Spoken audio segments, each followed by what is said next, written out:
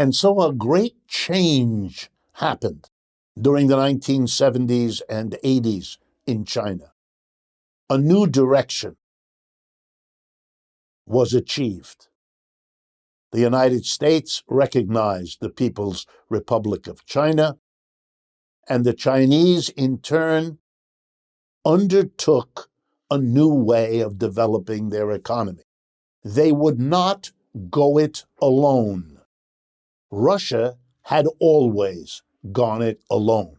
The Soviet Union had been isolated and could not, for a whole host of reasons, take advantage of the world economy, find a place in the world economy, find a way to interact with the rest of the world economically to help China do its number one objective, which was to stop being one of the poorest countries on earth and to become, at least in the words of their current leader, moderately prosperous. Yes, that's what Xi Jinping refers to the Chinese condition, moderately prosperous.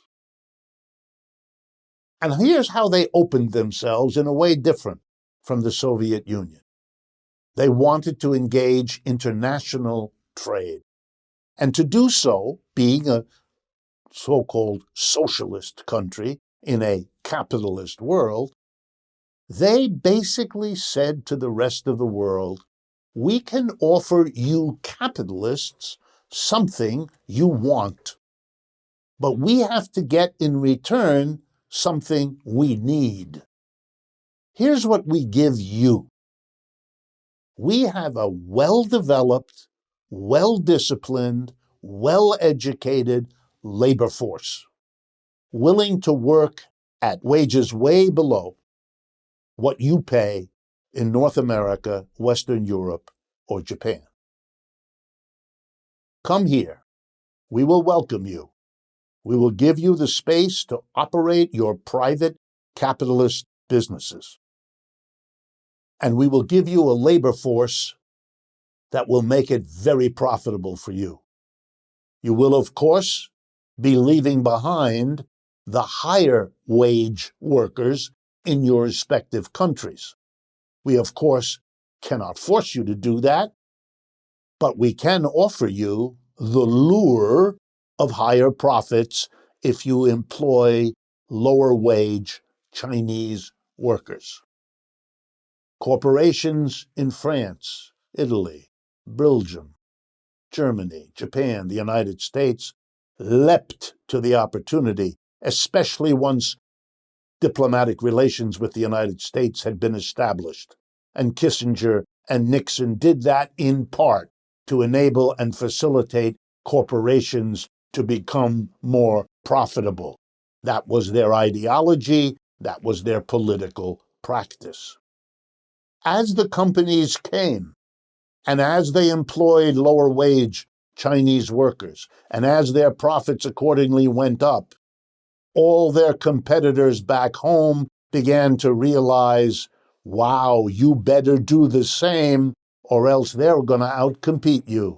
They're going to be able to offer these products at lower prices because they pay so much lower wages. And if you don't want to be outcompeted, you better develop your branch, your operation in China as well. And so the movement went from a trickle to a flood. And American enterprises, most of the big corporations, became more and more active in China, as they continue to do right now as I am speaking to you. And as they employed millions and millions of Chinese workers, paying them bigger wages than they had gotten in China before, but still way below what the American worker or the British worker or the Japanese worker got.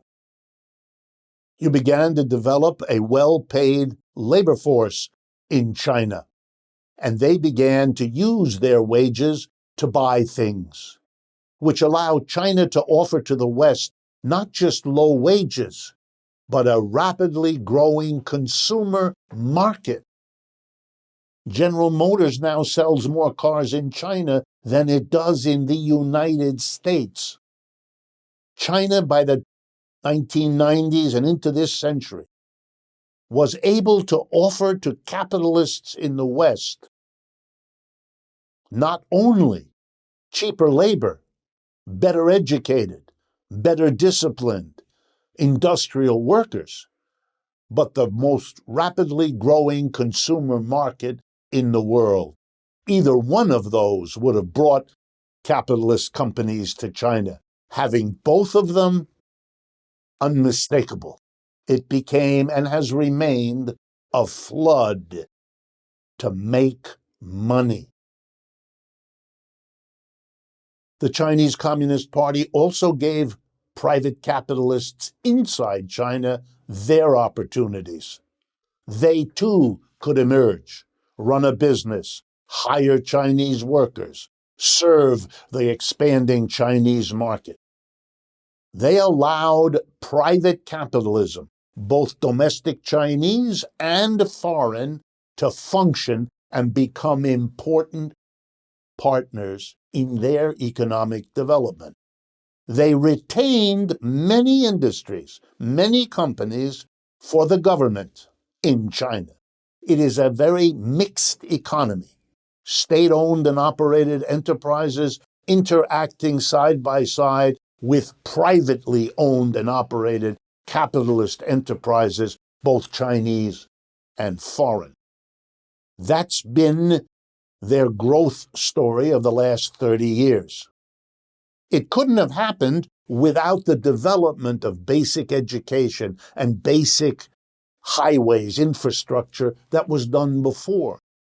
It couldn't have been done without developing a communist party organized across China. The change in policy that happened after the 1970s was made possible by what happened before the 1970s. Any argument that the Chinese success is somehow peculiarly the responsibility of the capitalist part as opposed to the leadership of the Communist Party or the remaining enormous state-owned and operated enterprise sector, or all that happened before 1971, isn't historical analysis. It is bald ideological junk.